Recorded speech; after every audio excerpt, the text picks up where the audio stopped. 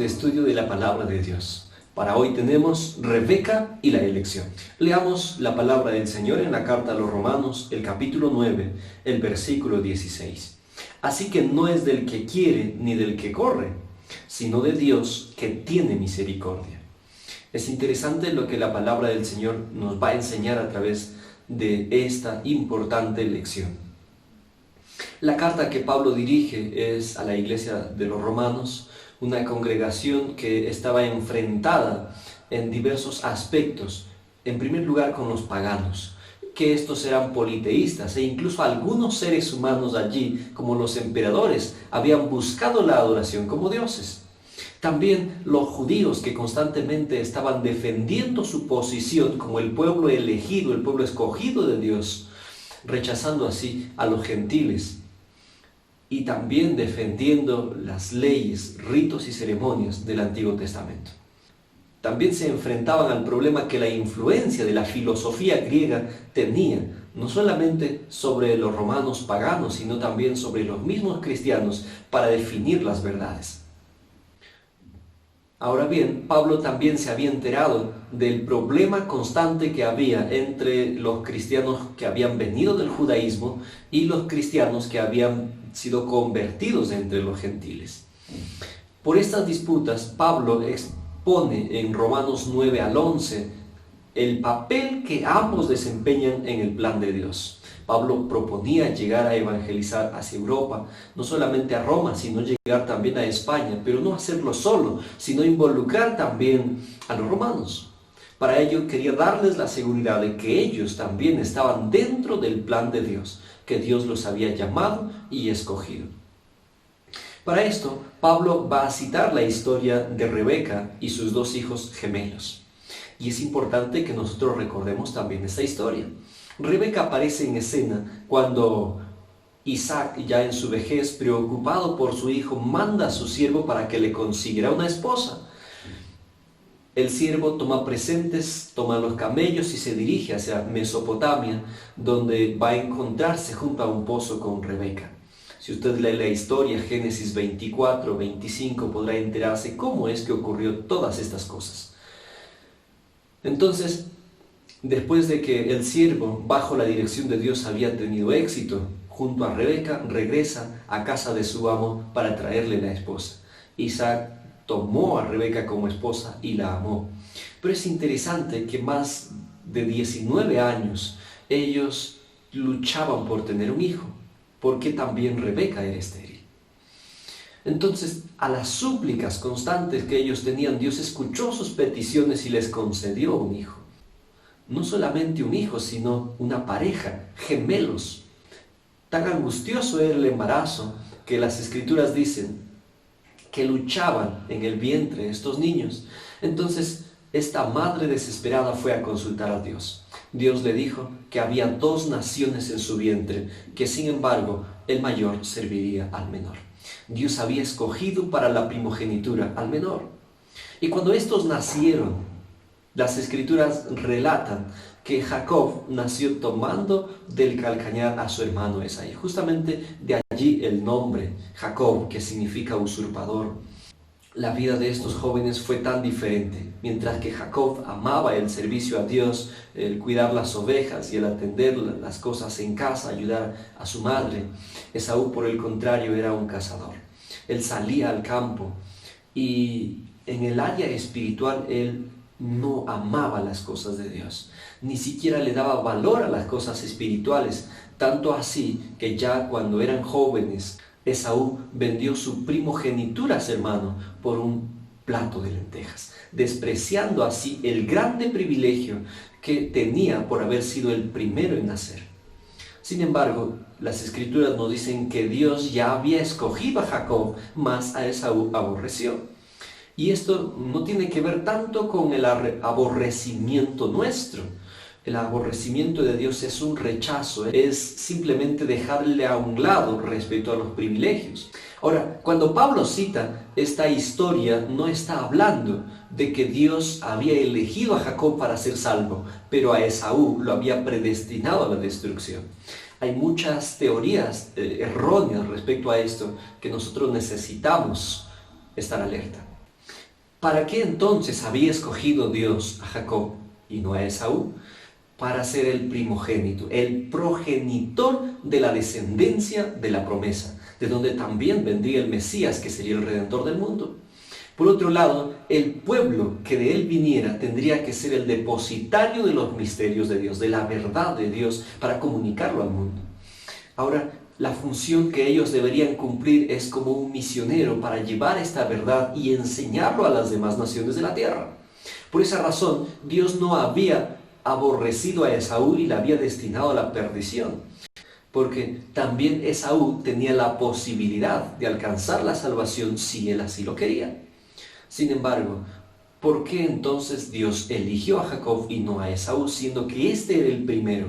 Por una razón. Las Escrituras nos dicen en Romanos capítulo 9, versículo 11, aunque no habían nacido sus hijos, ni habían hecho ni bien ni mal, para que el propósito de Dios conforme a la elección permaneciese no por las obras de la ley, sino por el que llama.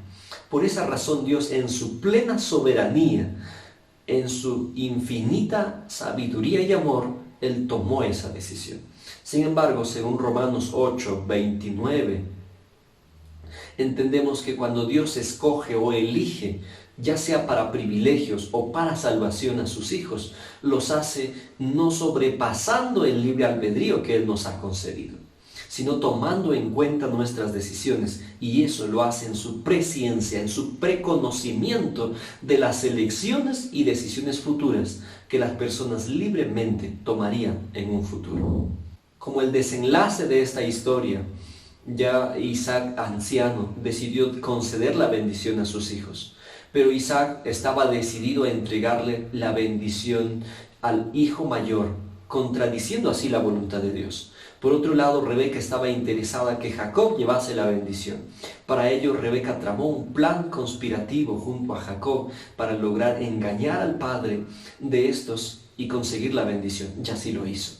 El resultado fue triste. Rebeca quedó separado de su hijo para siempre y nunca más volvió a verlo. Jacob tuvo que sufrir por el resto de su vida el engaño que había hecho a su padre. Dios no aprobó esta decisión. Y aunque Dios estaba de acuerdo en que Jacob tendría que llevar la primogenitura, sin embargo, eso debería ser de acuerdo al plan de Dios y no según los métodos humanos. Ahora, esto es importante. Entonces, las elecciones que Dios hace para ciertos privilegios, lo hace como soberano y en su infinita sabiduría y amor. Pero tomando en cuenta en su presciencia también nuestras decisiones y elecciones libres, como está registrado en Hebreos 4:13, Hechos 15:18, que Dios conoce la eternidad desde el principio. Por esa razón, toma elecciones sin coaccionar nuestra libertad ni las decisiones que nosotros podemos tomar. En ese sentido, no es que Dios haya escogido a algunos para salvarse y a otros para perderse, tanto así que se les conceda una gracia irresistible para el que está elegido para ser salvo se salve, haga lo que haga, y el que está elegido para perderse se pierda, aunque él quiera ser salvo. No, esto es un error. Dios no pasa por alto nuestra libertad, nuestro libre albedrío que Él mismo nos ha concedido. Por otro lado, también, como está registrado en 1 Timoteo 2:4, Dios no escoge a unos para perdición y a otros para salvación, sino que la elección y la predestinación para salvación es un asunto que ha sido hecho a todos los seres humanos, porque la voluntad de Dios es que todos sean salvos y vengan al conocimiento de la verdad. Esto es maravilloso. Sin embargo, toda elección y predestinación, ya sea para privilegios o para salvación, está basada en la presciencia, en el preconocimiento de Dios. Cuando el Señor, aún antes de crear al mundo, vio la condición a la que los seres humanos llegarían, Él ya nos escogió para manifestar en nosotros su amor, su misericordia y para volvernos a ser hechos hijos de Dios conforme a la imagen de su Hijo. Sin embargo, eso no coartaba nuestra libertad. Aunque Dios ha predeterminado con anticipación que nosotros seamos salvos, sin embargo, eso se cumple solamente según nuestra decisión y elección personal. Toda elección o predestinación para privilegios o para salvación también es condicional. está condicionada a la forma como nosotros respondemos. Cuando Dios escogió a Jeremías para ser un profeta, si Jeremías se hubiese negado rotundamente, entonces habría finalmente sido desechado, aunque él ya estaba destinado, aún antes de nacer, escogido para ser profeta. Lo mismo ocurre en cuanto a la salvación, aunque Dios nos ha escogido a todos para ser el objeto de su amor, para que en Cristo podamos llegar a ser salvos. Sin embargo, nuestro rechazo de la salvación y de la gracia de Dios puede hacer que tomemos la posición de rechazados. La inspiración nos dice lo siguiente: en el concilio del cielo se dispuso que los hombres, aunque transgresores, no deberían perecer en su desobediencia, sino que por medio de la fe en Cristo como su sustituto y fiador, pudieran convertirse en elegidos de Dios, predestinados para la adopción de hijos por Jesucristo y para Él. ¡Qué maravilloso! Sin embargo, se toma en cuenta nuestra libertad. Tú puedes decidir si aceptas o no la gracia de Dios. Ahora, para finalizar, lo que Pablo quería darle a entender en la exposición de esta historia a los romanos, que los judíos, aunque habían sido el pueblo escogido por Dios desde Jacob, el padre de esta descendencia, sin embargo, por su pecado, por su rechazo decidido de la gracia de Dios, de las invitaciones y amonestaciones que Dios les hacía al arrepentimiento, habían llegado a tener la posición de desechados. Sin embargo, ¿esto hacía que la promesa de Dios falle? No. ¿Hacía que el pueblo de los judíos sea completamente rechazado? Tampoco. Porque Romanos capítulo 9, versículo 27 nos dice que todavía quedaba un remanente escogido por gracia. Sin embargo, en su plena soberanía, así como Dios había escogido a Jacob y desechado a Esaú, también Dios había desechado a aquellos judíos que no se sometían a él. Y también había por otro lado llamado a los gentiles para el mismo propósito, para el mismo plan, a ser hechos hijos de Dios, herederos de la línea de la promesa, ya no por la descendencia de la carne, sino por la fe, por el Espíritu. ¿Cuál es el propósito de esta elección? La misma Biblia en Romanos 9, 23 y 24 nos dice: para hacer notorias las riquezas de su gloria para con los vasos de misericordia que Él preparó de antemano para gloria, para manifestar en ellos o a través de ellos su gracia a la humanidad, para ser los depositarios de la verdad de Dios. Para eso Dios también eligió ahora a la iglesia cristiana, desechando así a los judíos.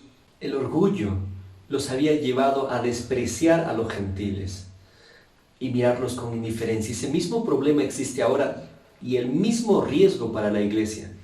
Somos el pueblo escogido de Dios, somos el pueblo que Dios dirige, somos los depositarios de las verdades de Dios con la misión de llevarla al mundo. Sin embargo, eso no nos hace mejor que las demás organizaciones religiosas ni mejor que nadie, y tampoco por eso Dios está en la obligación de cumplir su pacto con nosotros. Así como los judíos, debido a sus elecciones contrarias al propósito de Dios, fueron desechados, también nosotros podemos llegar a ocupar esa misma posición y otros pueden ser llamados a ocupar nuestro lugar. El Señor nos ayude a no cometer el mismo error.